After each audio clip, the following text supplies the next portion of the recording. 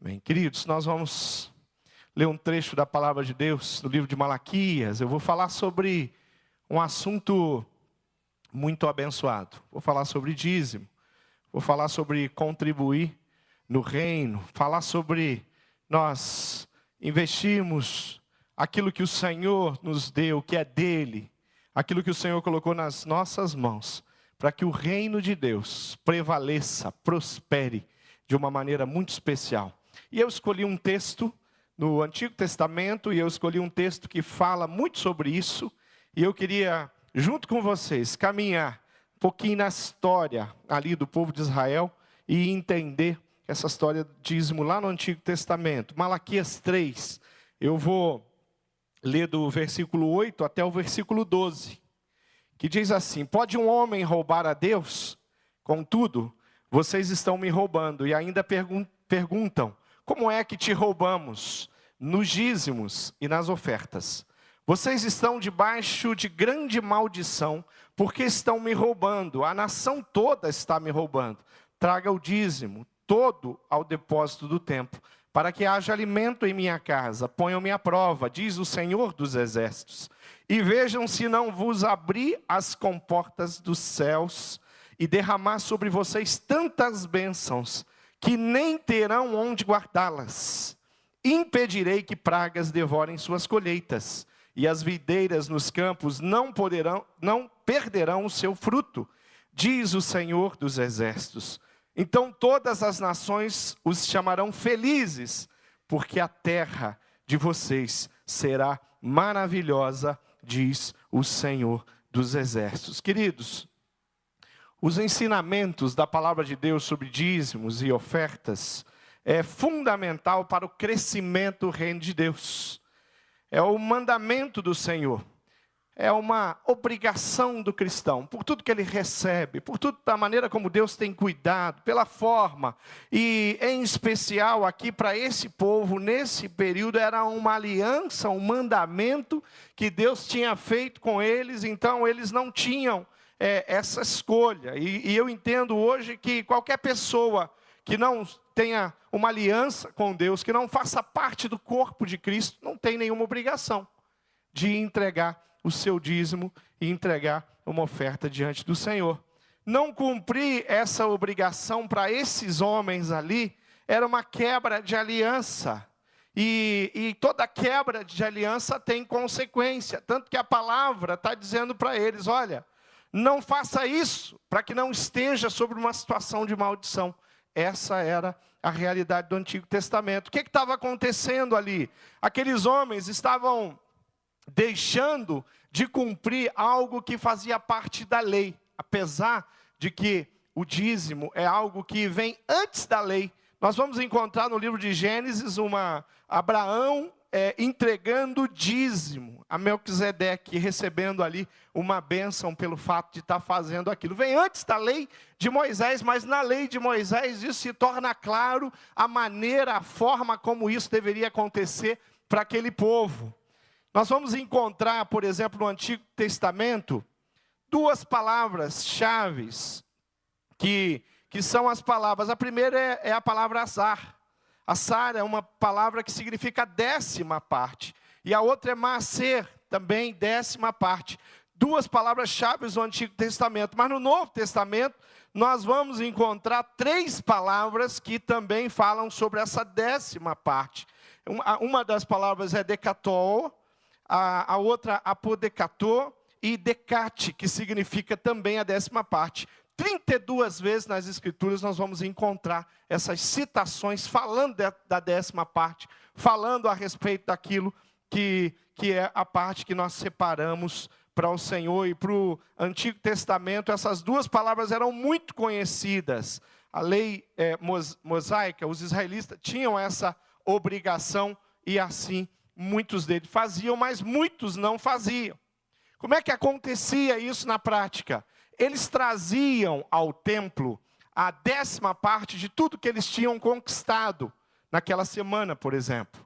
Então, ali no templo, os sacerdotes recebiam as ofertas em dinheiro, mas os sacerdotes também recebiam as ofertas em animais. tudo que a terra tinha produzido. Então eles traziam, era feito a contagem, e naquela semana havia nascido 100 carneirinhos, vamos dizer, e eles pegavam 10 carneirinhos e traziam ao templo. Você imagina a estrutura do templo para receber as ofertas. Aqueles que plantavam qualquer coisa, aquele que plantava batata, pegava 10% daquela produção, levava para o templo. Quem plantava feijão, 10% daquela produção e levava ao templo. Cadê o Jarbas?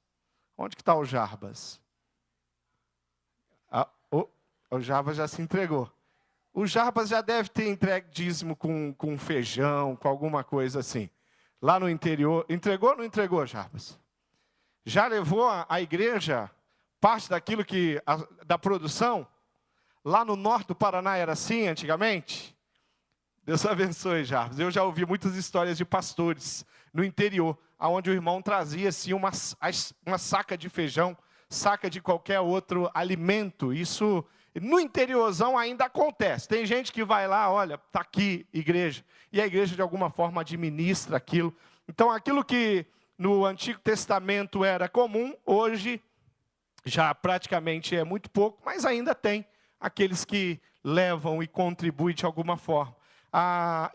Era exatamente assim que acontecia. Ofertas em dinheiro trazidas ao templo, ofertas em animais, ovelhas, 10% do que as abelhas tinham produzido era trazido, e assim eles iam crescendo. 10% do azeite, e tudo ia acontecendo para que o templo pudesse então ter ali os mantimentos e que eles pudessem usar em benefício de todos. Versículo 7, eu não li um versículo antes, tem duas coisas que eu quero destacar. Primeiro, ele fala: vocês são como seus antepassados, abandonaram a minha lei. Querido, aqui nós temos um apelo de Deus para aqueles homens, falando da desobediência da nação de Israel. A gente olha para a nação de Israel e fala, mas a nação de Israel era desobediente. Mas será que aquele povo não conseguia entender qual era a vontade de Deus? Eu olho para a igreja, mas será que esse povo aqui, será que a igreja cristã hoje, será que eles não entendem a palavra de Deus? E não contribuem, sustentam a obra de Deus em todos os âmbitos dela de uma forma especial. Querido, ele está falando, Deus está olhando para o passado e está olhando aquele povo lá no deserto. E aquele povo está girando e circulando 40 anos, desobedecendo. E ali muitos pontos de desobediência, Deus fala, olha, vocês parece que não mudam. Exatamente como eles faziam antes, vocês estão fazendo hoje. Exatamente com a desobediência dos seus pais, vocês estão imitando ao poder do exemplo. Quando isso acontecia, a palavra nos mostra que Deus pesava a mão sobre o povo. E quando Deus pesava a mão sobre o povo, o que acontecia? O povo endireitava, mas eles se esqueciam e eles voltavam. Isso acontecia. Sabe o que eu entendo? Que hoje nós não precisamos viver dessa forma, porque nós não estamos mais debaixo de uma lei estabelecida. Nós não entregamos o dízimo, nós não ofertamos, simplesmente porque existe uma lei. Porque no Novo Testamento isso muda um pouco. No Antigo Testamento a lei era muito rígida, os sacerdotes não tinham como comparar, e aquelas sacas que iam chegando de alimentos, eles não tinham como saber se aquela família, aquele homem, tinha entregue realmente 10% daquilo que a terra tinha produzido. Mas Deus sabia. Eles não tinham como saber se realmente aquele gado, aquelas ovelhas, se representava de fato 10%, porque o próprio Deus está falando, vocês estão me roubando. Deus está corrigindo aqui o povo, porque o povo estava realmente roubando. Nascia 10 ovelhas. Aí o dono falava assim, leva 3 para o templo. Não diz que eles não entregavam, eles entregavam, só que roubavam.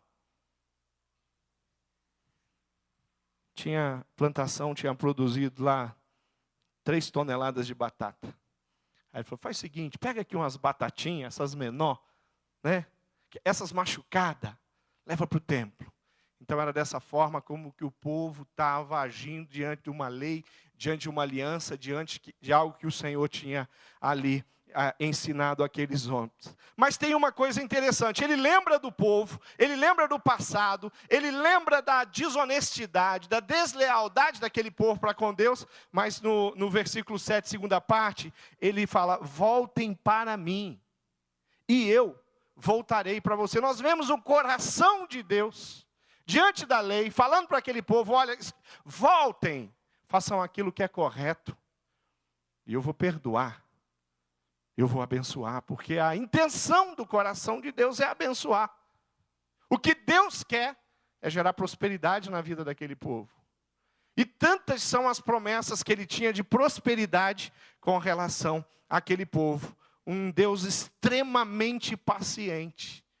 Deus está falando: eu já vi esse filme, o povo fez isso. Passou aquela época do deserto, veio a época dos juízes. Parece que as coisas não mudam. Tinha um juiz que era justo, e ele conseguia, com mão de ferro, conduzir o povo, e o povo ficava ali, funcionava com aquele juiz. Aí vinha um juiz que não era tão justo, que era corrupto, que era desonesto, e o povo começava a bagunçar também, e começava a adorar Dagon, Mamon, tudo quanto é Deus que existia, e ele se desviava. Deus está falando: eu já vi esse filme, mas eu quero dizer uma coisa para vocês: voltem, façam a coisa certa, faça aquilo que é digno, que eu estou pronto para abençoar vocês. Versículo 7 é rico, porque ele mostra o interesse de Deus na minha vida e na sua vida. E hoje nós temos uma aliança com Deus. E a nossa aliança é a aliança da obediência, não da desobediência. A nossa aliança é uma aliança onde nós pegamos a Bíblia Sagrada e nós vivemos integralmente aquilo que ela tem de proposta para a nossa vida. Ou então, nós pegamos a Bíblia Sagrada, nós esquecemos dos mandamentos, esquecemos das promessas e fazemos as coisas do nosso jeito. Será que hoje em dia é diferente? O pastor Roberto mandou preparar um material muito especial, que está encartado, eu queria que você pegasse, escrito: desculpas inaceitáveis. Você consegue pegar isso aí? Dá uma olhada, vamos tentar entender se a igreja hoje, se ela realmente se bate com que esse material foi escrito por um pastor muito especial na nossa denominação, pastor Falcão Sobrinho. Parece que na confecção foi esquecido de colocar o autor desse material. Então, escreve aí: pastor Falcão Sobrinho, homem de Deus, servo de Deus, escreveu esse material. Depois você vai poder ler ele com carinho. Eu quero passar só na última parte aí, na parte de trás, lá na última paginazinha, eu quero que você pegue o resumo. As desculpas mais constantes dos crentes não dizimistas que têm ouvido são as seguintes. O pastor Falcão Sobrinho diz: meu salário é pequeno, não dá para as minhas necessidades. Se você vai para Coríntios vai dizer o quê? Cada um dê conforme aquilo que recebeu. Querido, se você é um daqueles que tem recebido uma quantidade muito grande, valores significativos, que tem vindo sobre a sua vida, sobre a sua empresa, sobre a sua casa, eu quero dizer para você que você vai contribuir mais. Se você é uma das pessoas que tem um salário pequeno, eu quero dizer que você vai contribuir segundo o teu salário, esse salário que você tem. E eu quero dizer para você que a bênção que vem sobre a sua vida não é menor da bênção que vem daqueles que dão as maiores contribuições. Porque nós estamos falando de Deus de milagre. Minhas despesas são muito grandes, não sei como calcular os meus dízimos. É só deixar que a calculadora faz, né? Agora eu preciso de coração, eu preciso de entendimento, para que eu trabalhe os meus recursos segundo o coração de Deus, os ensinamentos de Deus. Que as minhas despesas sejam despesas que estão pautadas na sabedoria que Deus me dá. Eu estou construindo minha casa, ou estou comprando uma propriedade e tenho que investir nesse negócio. Estou com um negócio novo, estou com uma empresa nova. Olha, se der certo, meu Deus vai se dar bem comigo. Quero dizer para você que quando você abre mão do cuidado e da bênção e da proteção de Deus, porque você está sendo desonesto, desleal, e o teu coração está muito longe dos propósitos de Deus, pode ser que essa construção ou esse negócio não vai ser tão abençoador para você e para a sua família. O cristão precisa, diante dos negócios, de compra, de venda, precisa consultar a Deus, colocar diante de Deus, deitar a cabeça no travesseiro e dormir tranquilamente, sabendo, eu tenho sido fiel a Deus, e o meu Deus cuida das minhas coisas. Alguns dizem assim, eu sou dizimista de coração. Eu tenho um conselho, seja financeiramente também, porque vai realmente abençoar demais a sua vida, a igreja. O primeiro a ser abençoado é você.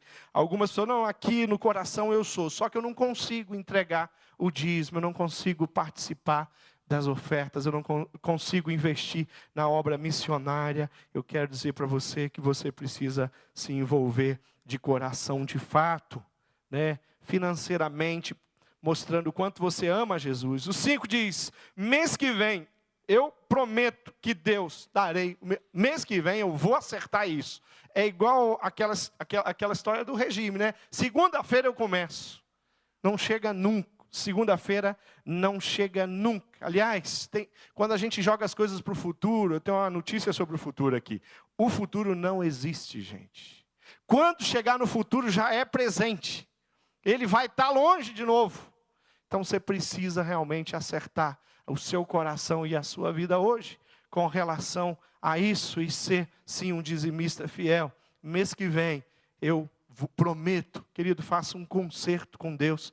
Eu vou propor um concerto para você. Não dou o dízimo porque não concordo com este ou aquele gasto que a igreja faz, a maneira com que a igreja administra os meus recursos. Eu queria dizer para você que você está quebrando aí 2 mandamentos. Um de autoridade sobre a sua vida, a autoridade da igreja, a autoridade da liderança. E como batistas, nós temos todo o direito de participar, interferir, dar a nossa posição, a nossa ideia. E ali as coisas são votadas e nós tomamos decisões importantes. E graças a Deus, o Senhor tem abençoado demais a nossa igreja com relação aos nossos projetos. E nós precisamos entender que é Deus que a palavra de Deus diz que nós precisamos entregar. Aqui pega uma outra situação também, muitas pessoas que administram o seu próprio recurso. Eu administro.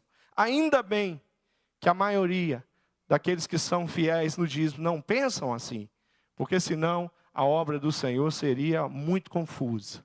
Seria muito dinheiro seria desperdiçado se cada um administrasse e não trouxessem a igreja para que os recursos sejam administrados. Como é que nós podemos promover algo como o que o pastor Roberto falou agora? Se cada um administra, e se nós temos aqui uma igreja que está planejando e trabalhando para que tudo isso aconteça. Não dou o dízimo porque não concordo. Não concordo com o dízimo. Não vejo fundamento para o dízimo no Novo Testamento. Querido, no Novo Testamento, a oferta ela é abundante. Eu acho que a ilustração melhor que a irmã Zilda, ela entendeu o dízimo no Novo Testamento. Ela entendeu que no Novo Testamento o dízimo é mínimo. Que eu coloco o meu coração. E quanto mais eu contribuo, mais Deus me abençoa. Querido, não tem como. Às vezes a gente fala assim, eu vejo muitos pastores dizer, olha, não deu dízimo. Eu vou falar disso daqui a pouco. Não deu dízimo para receber algo em troca.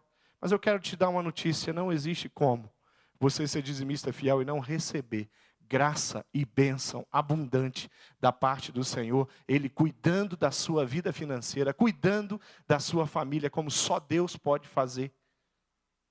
Quando nós entendemos isso, fica tudo tão mais fácil. 8ª, diz assim, eu contribuo segundo proponho no meu coração. O dinheiro é meu e eu gasto como eu quero. Tem um cântico que diz, Deus é soberano sobre a terra, sobre o céu tu és Senhor. Conhece esse? As pessoas que pensam assim têm que cantar, eu sou soberano. Querido, nós contribuímos de acordo com o que a palavra de Deus, a Bíblia Sagrada, tem nos orientado. E a Bíblia Sagrada nos orienta a respeito disso. Eu creio de coração que nós temos que nos colocar diante do Senhor. Eu não estou fazendo nada de errado se eu contribuo mais do que a maioria. Eu não estou fazendo nada de errado. Se a minha contribuição é digna dentro daquilo que eu recebo, daquilo que o Senhor tem me abençoado. Aqueles homens traziam as ofertas, mas não conforme a lei mandava. E Deus estava um pouquinho irado com aquele povo. Segunda coisa, no versículo 8, diz: pode um homem roubar de Deus?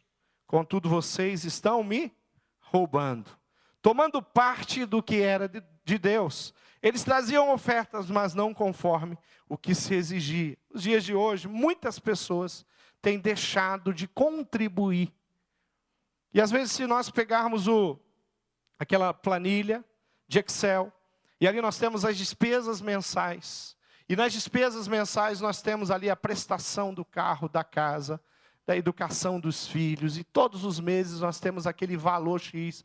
Mas ali tem um campo, ou deveria ter um campo, onde coloca ali as contribuições com a igreja, do dízimo, as ofertas. Alguns, talvez essa lacuna esteja em branca.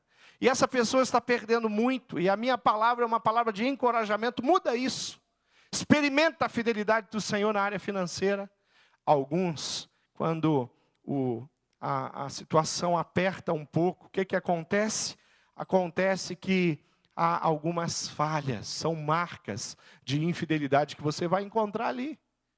Meses onde eu gastei um pouco mais, então eu não entreguei a minha oferta. Tem uma história muito antiga, eu ouvi essa história quando eu era criança, que diz que uma mãe deu 2 moedas a um menino, e disse a ele: olha, você vá, essa moeda é para você comprar um picolé para você. E essa moeda é para você dar de oferta no culto. E aquele menino sai pela rua para comprar o picolé dele, e como todo menino, brincando com as moedas. Mas uma moeda cai, e rola, e cai num bueiro. Ele olha para cima e fala: Deus, a sua parte já era. Queridos, às vezes a gente faz assim. A gente fala: Deus, esse mês eu não vou contribuir. Esse mês não vai dar. Porque a sua parte eu deixei no shopping center. A sua parte eu deixei naquele investimento. E às vezes a gente age exatamente como esse menino diante de um Deus tremendo. Será que eu estou roubando? Será que hoje, no Novo Testamento, eu posso me incluir entre essas pessoas que estão descumprindo os mandamentos da palavra de Deus de contribuir abundantemente? Os israelitas fizeram isso por várias vezes. E várias vezes Deus fez concertos com eles. No Novo Testamento há uma outra forma, onde nós entregamos o dízimo, mas não entregamos da maneira como deveria acontecer. E Jesus repreende alguns homens em Mateus 23, versículo 23, que diz: ai de vocês, mestres da lei e fariseu hipócritas, vocês dão o dízimo da hortelã, do endro e do cominho, mas têm negligenciado os preceitos mais importantes da lei, a justiça, a misericórdia e a fidelidade. Esses aqui achavam que a oferta deles, eles eram legalistas, que a oferta deles era justificativa para eles não fazer mais nada. Não evangelizar, não cuidar de pessoas, não se envolver na obra de Deus, não trabalhar na obra de Deus de uma forma presencial. Por quê? Porque eles achavam que a oferta deles, o valor que eles davam, que quem sabe os demais irmãos tinham que trabalhar para eles, inclusive, abençoar eles. Jesus repreende, e aqui Jesus não está combatendo o dízimo, mas está combatendo um coração. Sabe, a gente precisa cuidar muito do nosso coração quando o assunto é dinheiro. Quando eu começo a fazer contas e eu começo a olhar para os valores que eu estou contribuindo, e esses valores, eles começam a dominar o meu coração, o seu coração. Quando nós olhamos a maneira como devemos ofertar na Bíblia, em especial no Novo Testamento, diz que nós devemos contribuir com constância. Eu tive em 2 países, em Cuba recentemente, o ano passado, e na Coreia, e uma coisa que é muito interessante na liturgia do culto deles, é que a oferta faz parte de todo culto, como aqui. Todos os cultos que nós nos reunimos, nós ofertamos, não é assim? Só que lá tem uma coisa interessante, todo culto, todos ofertam. Se eles vão em 2 cultos no domingo, eles dão 2 ofertas. Eles administram aquilo, porque a entrega é uma coisa muito especial no coração deles. Tanto em Cuba, gente, Cuba me chamou muita atenção. O Wellington Martins esteve em Cuba também, lá no Oriente de Cuba. E se você perguntar para ele como isso impactou a vida dele, ele vai poder dizer para você também. O interessante é porque cubano vive numa situação tão miserável, que a hora que chegava a parte da oferta, você não entendia. Tanta gente ofertando. Falei, não é possível. Era a atitude do coração do cubano. A atitude do coração do coreano. E nós fomos para as montanhas. E ficamos 3 dias nas montanhas. E lá naquela conferência nas montanhas, ali com o Natal, pastor Silvani, o que acontecia? Nós tínhamos vários momentos de ofertar durante o dia. Só que é como se você fosse para o acampamento. Aí você chega no acampamento, você vai passar 3 dias no acampamento. Tem culto de manhã, de tarde e de noite. Tem oferta de manhã, de tarde e de noite, nos 3 dias. E o que acontecia em cada oferta? A gente precisou começar a se administrar. Porque a gente não está acostumado a dar em todo culto. A gente entregava no primeiro culto. Os outros ficavam sem contribuir. Aí você ficava sem graça. Pô, os coreanos estão tudo contribuindo. Eu não. Eu preciso administrar os recursos para poder ofertar em todos os cultos. Eu estou aqui com os coreanos, eu quero fazer como os coreanos, e eu quero aprender isso com os coreanos, a ofertar. É um hábito que nós não temos. É um hábito que nós não temos. Faz parte do culto. Aliás, o dízimo, no Antigo Testamento, ele foi instituído por causa do culto. Era ali que os sacerdotes eram mantidos, em todas as cidades haviam sacerdotes, os sacerdotes eram mantidos pelas ofertas, as pessoas carentes eram mantidas pelas ofertas, as viúvas eram mantidas pelas ofertas. Quando você lê Timóteo, Paulo falando para que as famílias, as viúvas que tivessem famílias, que as famílias cuidassem, sustentassem as viúvas, para que o dinheiro da oferta pudesse cobrir todas as necessidades, que eram muitas que eles tinham. Os homens morriam nas guerras, e as mulheres ficavam sós, eram muitas viúvas ali. O contexto da palavra de Deus diz que nós temos que contribuir sempre, com constância. Tem que fazer parte do meu jeito de ser cristão. O contexto do Novo Testamento, Coríntios, diz que nós temos que contribuir com abundância, generosidade. Esse é o conceito do Novo Testamento, onde dízimo é o mínimo. É o que a irmã Zilda testemunhou para a gente aqui. E também em 2 Coríntios 8 diz, de acordo com o que recebeu, já falei disso, sempre, abundantemente, de acordo com o que recebeu. Ou seja, com constância, com generosidade e com proporcionalidade. Essa é a maneira como eu devo contribuir. Entregue o seu dízimo de coração. Tem algumas coisas que eu gostaria de dizer aqui. Não dê o dízimo para multiplicar suas riquezas. Não se preocupe com as suas riquezas. Se você é um servo de Deus obediente, Deus vai cuidar de você. Não assine cheque para entregar o dízimo, caso você não tenha fundo nesse cheque. Não faça isso. Não prove a Deus dessa maneira. Dízimo é fidelidade do que recebeu. Não é fidelidade do que eu vou receber. Eu vou entregar o dízimo do que eu quero receber. Só a igreja de Satanás que prega uma mensagem dessa. A igreja de Cristo ensina você a dar com obediência diante daquilo que você recebeu. Não faça projeção matemática em cima do seu dízimo, em cima da sua oferta. Senão teu coração está no lugar errado. Participar da obra com o seu dízimo requer obediência e amor.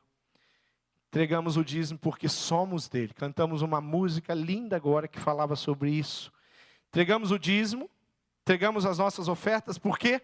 Porque Jesus Cristo é Senhor das nossas vidas. Quem não tem, 1 Coríntios 2,14 diz assim, quem não tem o Espírito não aceita as coisas que vêm do Espírito de Deus, pois lhes são loucuras e não é capaz de entendê-las, porque elas são discernidas espiritualmente. Nós entendemos o valor das nossas ofertas, porque o Espírito Santo de Deus é quem nos dá esse entendimento. Segunda coisa, lá no Antigo Testamento, a Bíblia fala de consequências do não entregar o dízimo. Inclusive usa uma palavra muito pesada, diz das maldições. Olha, evite isso, para que as maldições não venham sobre a vida de vocês. Eu achei pelo menos 3 textos. 2 além de Malaquias 3 que eu li. E um dos textos está em Ageu, e o outro está em Joel. Ageu 1, 6 e 7. Joel 1, de 1 a 20, vai falar sobre isso. Joel fala sobre o devorador que vem para destruir a lavoura. E Deus está prometendo ali em Malaquias, dizendo, olha, eu não vou deixar que o devorador, os gafanhotos, qualquer praga venha sobre a plantação, qualquer doença venha sobre os animais, eu vou abençoar a sua vida. Quando nós olhamos para o contexto de hoje, falamos, não, pastor, isso é no Antigo Testamento.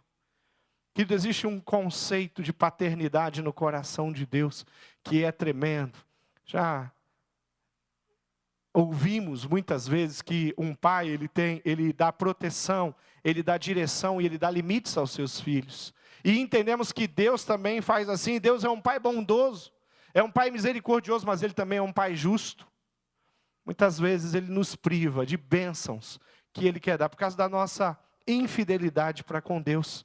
E se tem uma coisa que eu não quero nas famílias da nossa igreja, é que as famílias vivam sobre essa infidelidade e deixam de receber as bênçãos de Deus, bênçãos espirituais, inclusive na área financeira. Nós não podemos colocar o nosso coração no dinheiro e nós não podemos deixar de honrar a Deus com os nossos recursos. E Deus tem agido de misericórdia, mas não, Deus não tem agido com impunidade. E muitas vezes Ele deixa de abençoar assim. Por quê? Porque nós não somos obedientes a Ele. Talvez você é obediente em muitas áreas, mas na área financeira não. Imagina um barril. Você já viu aqueles barril antigos? E ele é feito de ripa de madeira. São várias ripas, elas são encaixadas, ela recebe aquela cintura de ferro ali, onde comprime, aquele barril segura aquelas ripas juntas. Elas seguram aquela água, pode colocar óleo, pode colocar o que você quiser dentro daquele barril. Só que se você tirar uma ripa, aquele barril não serve mais para mais nada. Você tirou uma ripa, já não segura mais a água, já não retém mais nada. Às vezes nós queremos ser fiéis ao Senhor e trabalhar na obra, mas na área financeira nós não queremos ser fiéis.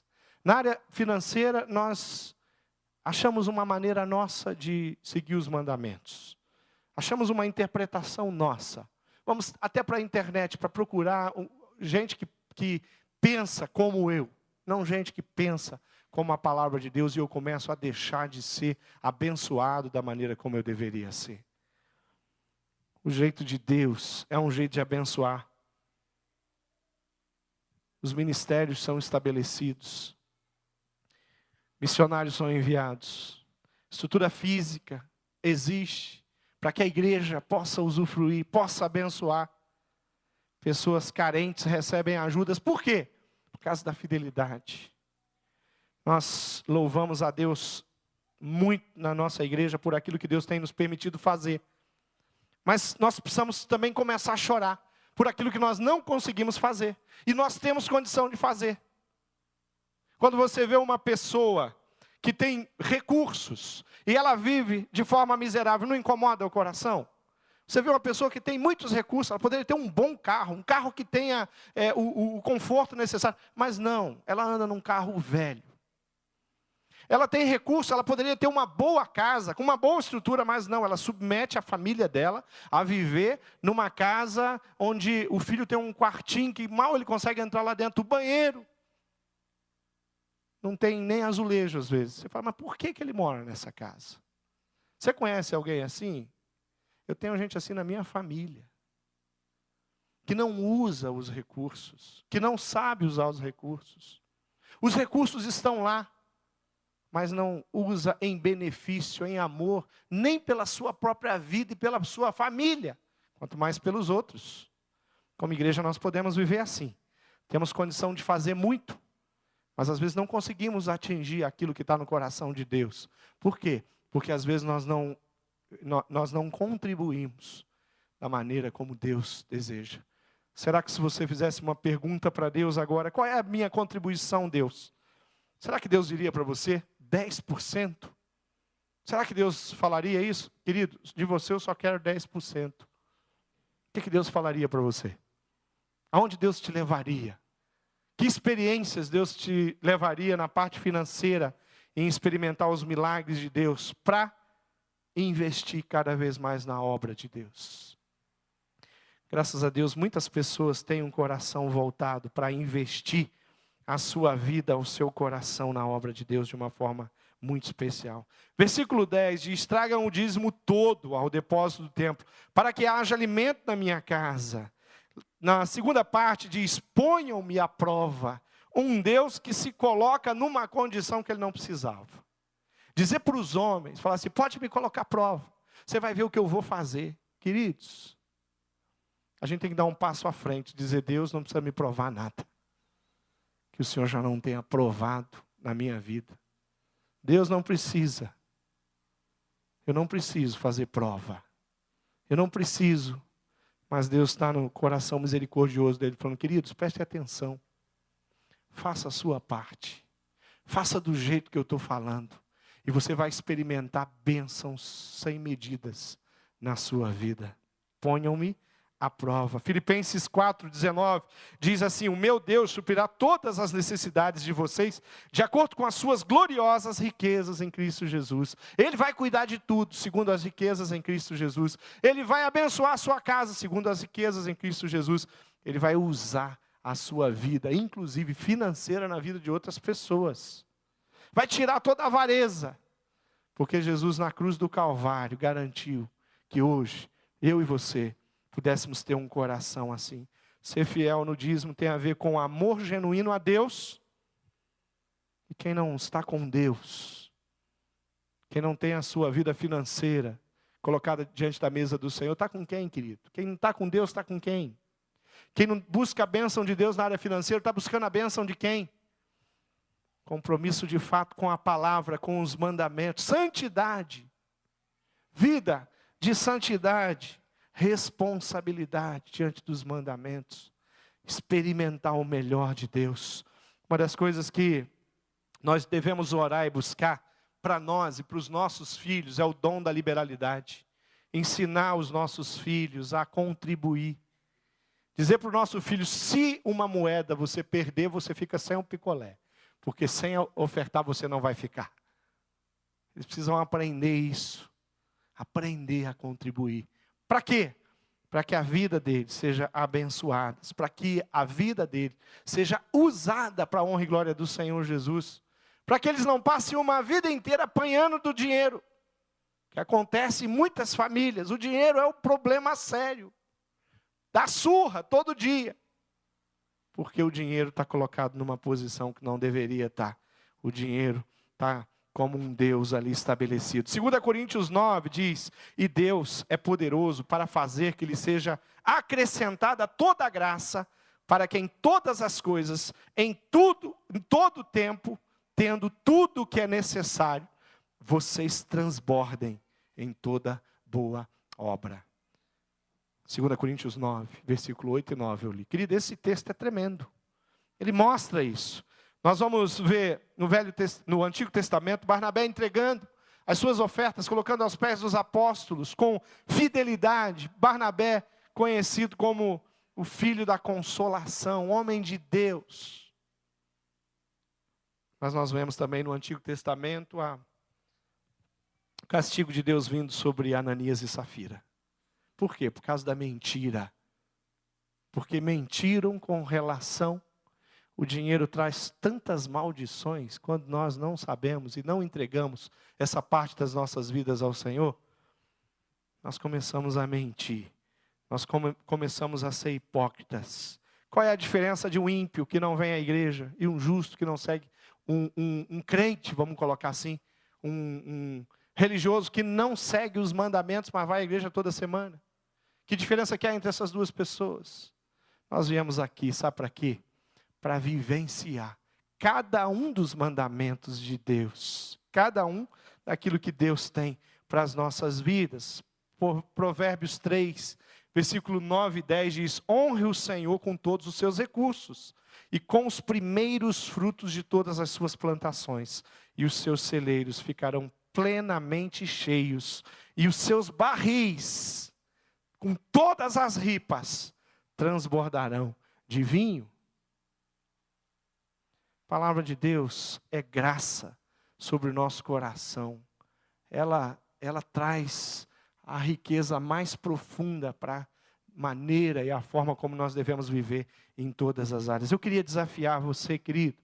Eu queria que você entendesse que a minha mensagem hoje, ela não veio aqui para te colocar numa situação complicada. Pelo contrário, descomplicada.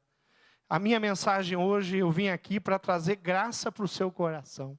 Eu quero que você experimente o melhor da vida cristã, daquilo que Deus tem preparado para você, inclusive nessa área da sua vida. O assunto agora é esse. Então, na área financeira, eu quero dizer para você que Deus quer te abençoar, para que a igreja prospere, para que a sua família prospere, para que o reino de Deus seja estabelecido. Então eu queria que você fizesse um exercício comigo. Pega aí um envelope de dízimo aí na frente. Pega todos, queria que todos pegassem. Pega um lápis também. Eu queria que você escrevesse o seu nome nesse envelope. Colocasse ali, onde está o nome, você coloca o seu nome. Ok, escreva aí o seu nome.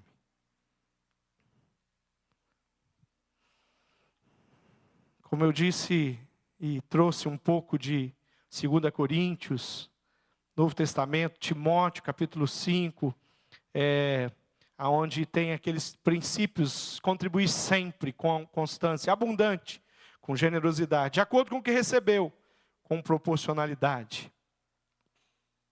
Eu queria escrever o seu nome aí? Todos escreveram? Escreveram? Ok? Legal. O que eu queria? Eu queria que vocês colocasse aí, na parte de baixo, num espaço, você colocasse qual é a sua posição hoje. Você coloca assim: tenho sido fiel, eu sou fiel. Escreve, eu sou fiel. Ou então você vai escrever, não tenho sido fiel. Anota aí. Você está fazendo uma confissão diante de Deus, e Deus está aqui, Ele está olhando. Você coloca aí, escreve embaixo: não tenho sido fiel. Você crê no poder da oração? Você crê no poder da confissão? E Tiago nos ensina a confessar os nossos pecados e orar. De repente você está falando: pastor, escrevi meu nome aqui, mas eu não tenho sido fiel. Ou então, vamos pegar de janeiro a outubro desse ano. Pastor, praticamente eu entreguei quase todos os meses, mas faltou um. Um mês eu não entreguei. Vamos esquecer o ano passado, vamos esquecer a sua vida inteira. Vamos pegar só esses meses. Aí você vai colocar aí: sou fiel ou não tenho sido fiel. Você vai escrever uma frase aí que vai declarar isso. E eu queria propor o seguinte para você. Eu queria propor para você fazer um concerto com Deus. Sabe como é que se faz um concerto com Deus? Da seguinte forma: você coloca nesse envelope uma oferta simbólica. Não importa o valor. Não importa se você tem sido infiel. Eu queria que você colocasse uma oferta simbólica. Pastor, não tenho aqui valor. Não tem problema, você vai entregar essa oferta simbólica. De repente essa oferta fala: pastor, eu vou dar uma oferta de R$10, ou eu vou dar uma oferta de... o problema não é o valor. Porque eu quero que você faça um concerto com Deus. Como é que eu faço um concerto? Eu peço perdão a Deus porque eu tenho sido infiel. Eu não tenho contribuído da maneira como eu posso, como Deus tem me abençoado. Por causa do meu jeito de administrar os meus recursos, por causa da forma como eu tenho ligado. Só que você está dizendo o seguinte, você está falando: Deus, eu não quero mais Satanás me acusando de nada. Eu quero que todas as áreas da minha vida estejam de acordo com os mandamentos e a palavra de Deus. Eu vou contribuir de todo o coração. Quero libertar você da acusação de Satanás. Quero libertar você de culpa. Porque Deus tem poder para perdoar os seus pecados. Você acha que eu já não fiz concerto com Deus na área financeira? Você acha que eu já não tive que fazer conserto com Deus nessa área? Então quero que você faça isso. Vamos ficar de pé? Você está aí, você fez isso. Se você tem sido fiel, se você quiser colocar uma oferta de gratidão, não tem problema. Se você quiser eu queria que todos trouxessem esse envelope aqui. Deixa eu dizer o que vai acontecer. Nós não queremos saber o teu nome e se você é fiel ou infiel. Isso a própria administração já pode dar uma ideia para a gente. Isso nós não temos procurado fazer isso. Nós não temos ligado para os irmãos que não têm entregado os dízimos. Nós não temos feito isso, nenhuma exposição como igreja. Decidimos viver pela graça do Senhor como igreja. Temos vivido assim. Mas como líderes de vocês, eu não posso me negligenciar e deixar que vocês continuem vivendo na infidelidade. Porque eu já estive lá. E eu não quero voltar para lá. Eu quero, quando o diabo chegar na minha frente e falar assim: Márcio, você tem sido infiel. Você falar: sai daqui, maldito Satanás, some. Porque eu tenho sido fiel. Aí, lá no seu carro, aquele adesivo Deus é fiel, você tira. Aí você coloca assim: eu sou fiel. Esse é o adesivo que eu quero ver. Porque Deus é fiel, a gente já sabe. Não precisa colocar adesivo em carro nenhum. A gente conhece a fidelidade de Deus. Mas a sua fidelidade eu quero conhecer, quero testemunhar como pastor. Amém? Querido, eu queria que você trouxesse. Aqui na frente tem uns espaços onde você vai colocar. Quarta-feira, os pastores vão estar reunidos. E eles vão estar orando pela sua vida. E eles vão estar colocando o seu nome diante de Deus. Você vai fazer isso agora. Nós vamos orar agora. Mas quarta-feira nós vamos separar um tempo precioso para clamar, para que Deus derrame graça sobre a sua vida financeira. E que todos da nossa família, da família IBB, que estão vivendo na situação, mude a sua condição espiritual. No reino de Deus não existe impunidade. Deus quer te abençoar, mas você tem impedido isso. Deus quer derramar unção do Espírito Santo em porção dobrada, mas a infidelidade impede isso, porque é legalidade com Satanás. Você aceita esse meu desafio? Você aceita? Levanta e fala: pastor, eu aceito o desafio. Eu quero fazer um pacto aqui, uma aliança com Deus. E eu quero dizer que não vai ter mais esse negócio na minha história. Eu vou entregar a minha oferta e eu vou participar de uma forma muito especial, com o meu coração, com a minha alma, com a minha história, com a minha família. Se você fala assim: ah, pastor, eu não entrego porque o meu esposo entrega. Querido, deixa eu te dizer uma coisa. Você está deixando de abençoar o teu esposo. Vocês são casados, uma só carne. E quando você deixa de fazer a sua parte, não tem como não seu esposo também não ter dificuldade aí, porque ele é teu esposo. Vocês são uma só carne. Então, querida, vocês vão como casal falar assim: aqui está a nossa oferta. A minha esposa que trabalha, que tem recurso, a do meu esposo, da minha esposa. Você tem filhos, seus filhos estão no estágio, mas pastor, estágio é tão pouquinho. O que Coríntios diz? Ensina o teu filho a tirar do pouquinho do estágio dele. Você não tem ideia do que Deus quer fazer na área profissional dele. Mas ele começa no estágio, e já começa com a infidelidade. E já começa: não, do estágio não precisa. Querido, nós precisamos acreditar na palavra de Deus. Queria que você trouxesse isso aqui, colocasse em uma das bandejas aqui o seu envelope. Se você, pastor, não tem o recurso aqui para fazer uma oferta simbólica de R$1, não tem problema, traga vazio. O nosso negócio não é a oferta que está dentro, é a mudança no seu coração, da atitude, de comportamento. Você vai trazer vazio, depois você vai, o valor que você colocou, você vai entregar hoje à noite, domingo que vem. Você vai fazer o que você quiser, mas só que você vai fazer um pacto agora e nós vamos orar. Você pode vir para cá, colocar esses envelopes aqui, e nós vamos estar orando pela sua vida. Tem ali, tem aqui. Vai lá e deposita ali, e nós vamos estar orando. Amém?